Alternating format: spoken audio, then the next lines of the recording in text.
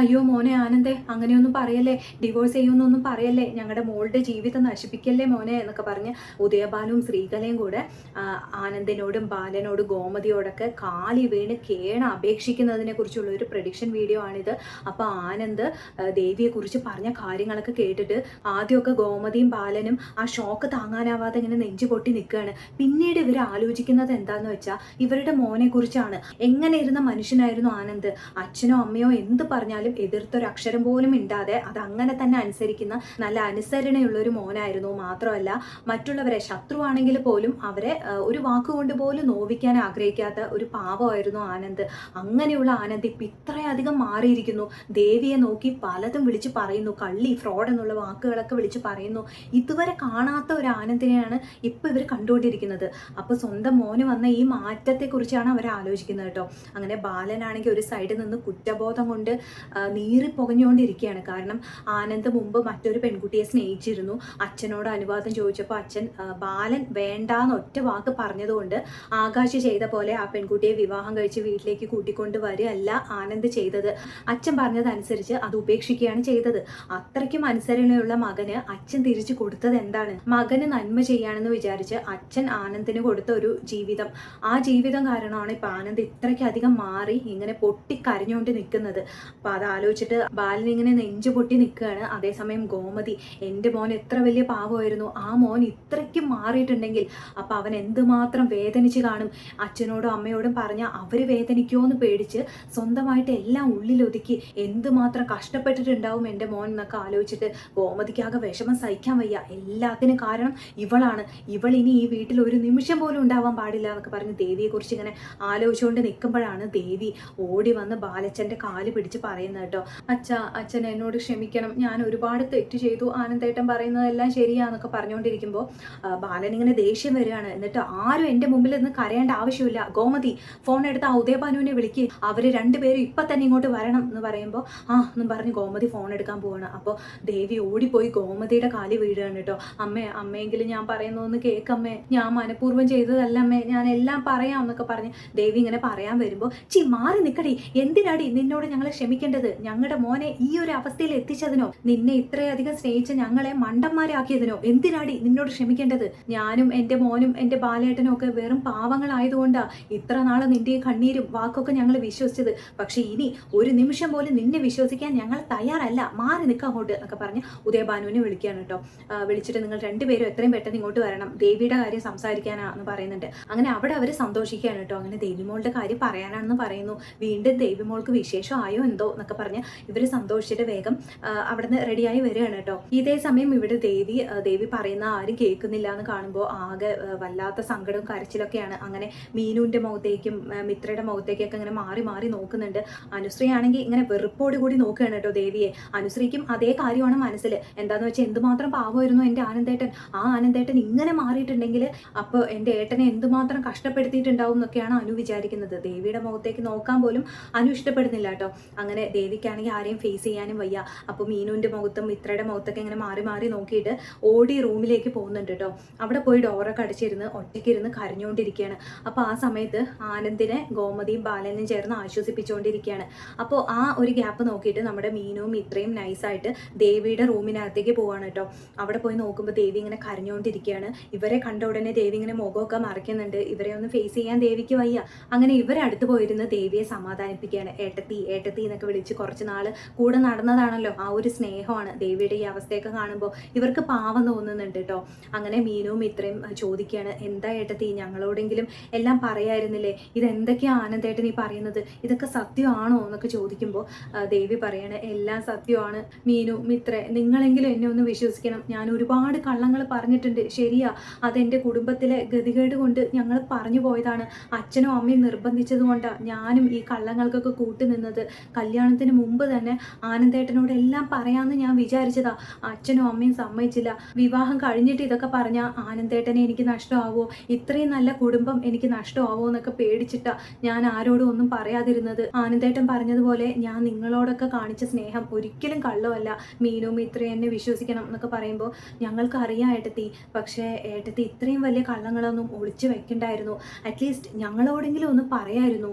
ഇതിപ്പോൾ ആരോടും പറയാതെ ഇത്രയും വലിയ കാര്യങ്ങൾ രഹസ്യങ്ങളൊക്കെ ഒളിച്ചു വെച്ചിട്ട് ആനന്ദേട്ടൻ പറയുന്നതിലും കാര്യമുണ്ടല്ലോ ഏട്ടത്തി. അച്ഛൻ്റെ ദേഷ്യവും അമ്മയുടെ ദേഷ്യവും ഒന്നും നമുക്ക് കുറ്റം പറയാൻ കഴിയില്ലല്ലോ എന്നൊക്കെ പറയുമ്പോൾ അതെ ശരിയാ, അവർ ദേഷ്യപ്പെടും, അവർക്ക് ഒരിക്കലും ക്ഷമിക്കാൻ കഴിയാത്ത തെറ്റുകളാണ് ഞാൻ ചെയ്തത്. പക്ഷെ നിങ്ങൾ ആരും എന്നെ വെറുക്കരുത് എന്നൊക്കെ പറഞ്ഞ് ദേവി പിന്നെയും കരയാണ്. അങ്ങനെ ഇങ്ങനെയൊന്നും പറയില്ലേ ഏട്ടത്തി, എല്ലാം ശരിയാവും എന്നൊക്കെ പറഞ്ഞ് ഇവരെ ആശ്വസിപ്പിക്കുകയാണ്.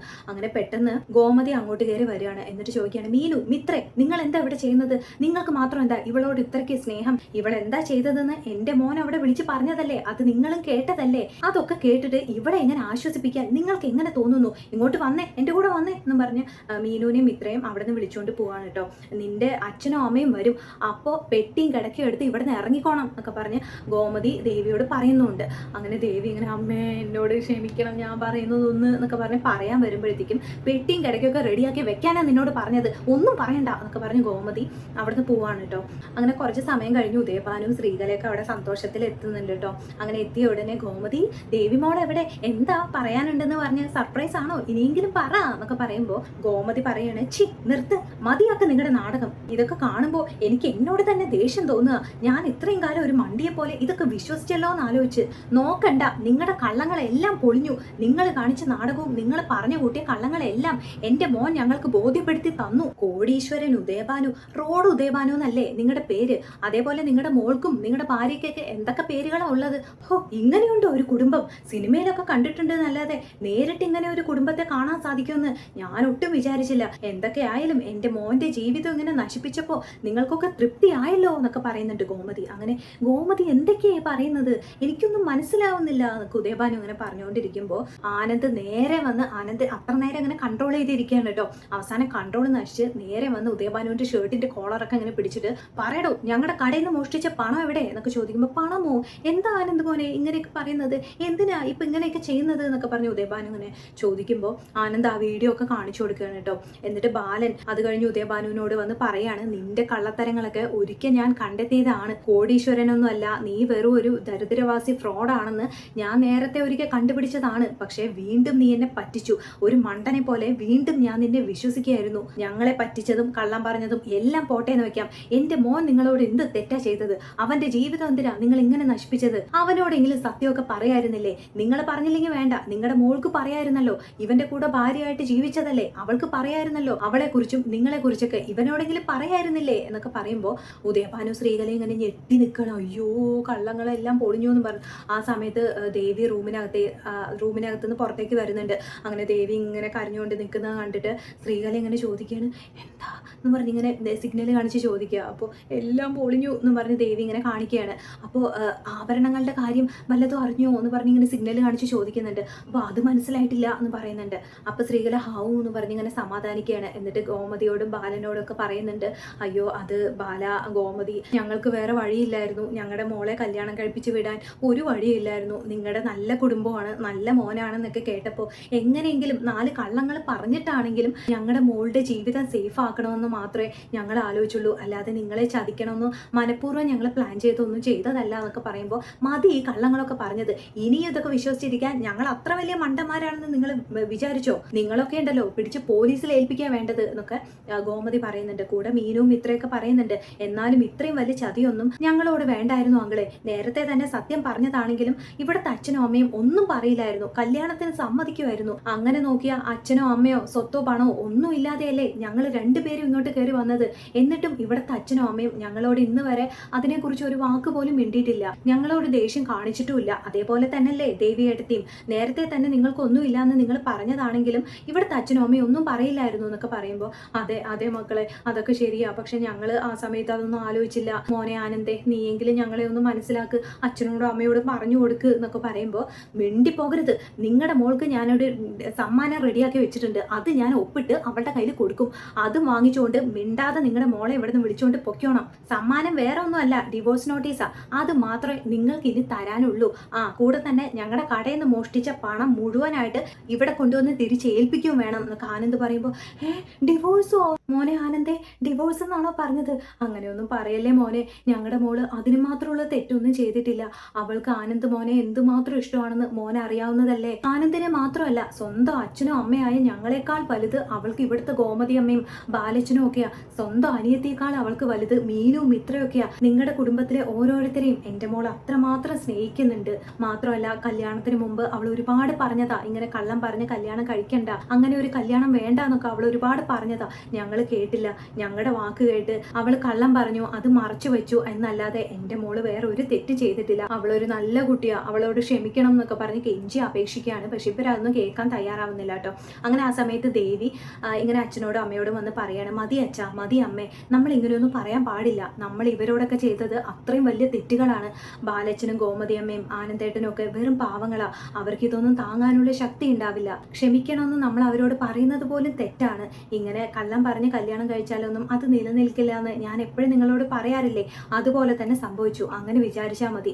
വാ അച്ഛാ, നമുക്ക് പോവാം, എൻ്റെ ജീവിതം ഇതോടെ കഴിഞ്ഞു എന്നൊക്കെ പറഞ്ഞ് ദേവി അവരെ സമാധാനിപ്പിച്ച് അവിടുന്ന് കൂട്ടിക്കൊണ്ട് പോവാണ് കേട്ടോ. അങ്ങനെ ദേവി ദേവമംഗലത്ത് നിന്ന് പടിയിറങ്ങി പോകുന്നു. അങ്ങനെ മീനുവിനും ഇത്രയ്ക്കൊക്കെ ആകെ സങ്കടം വരുന്നുണ്ട്. തെറ്റ് ചെയ്തതൊക്കെ അച്ഛനും അമ്മയല്ലേ, അതിന് ദേവി എടുത്ത് എന്ത് ചെയ്യാനാന്നൊക്കെയാണ് ഇവർ വിചാരിക്കുന്നത്. അങ്ങനെ ആനന്ദിന് എന്തായാലും സന്തോഷമായി വീട് വിട്ട് ഇറങ്ങി പോയതിൽ. പക്ഷെ അച്ഛനെയും അമ്മയെയും ഇത്രയും വേദനിപ്പിക്കേണ്ടി വന്നല്ലോ എന്നുള്ള സങ്കടമാണ് ആനന്ദിന്. അങ്ങനെ പിന്നീട് അച്ഛനും അമ്മയും ആനന്ദിനെ സമാധാനിപ്പിക്കുന്നു. അതൊക്കെയാണ് സംഭവിക്കാൻ പോകുന്നത്. അപ്പം ഇങ്ങനെയൊക്കെ സംഭവിച്ചാൽ എങ്ങനെ ഇരിക്കുന്നത് നിങ്ങൾ പറയൂ കേട്ടോ.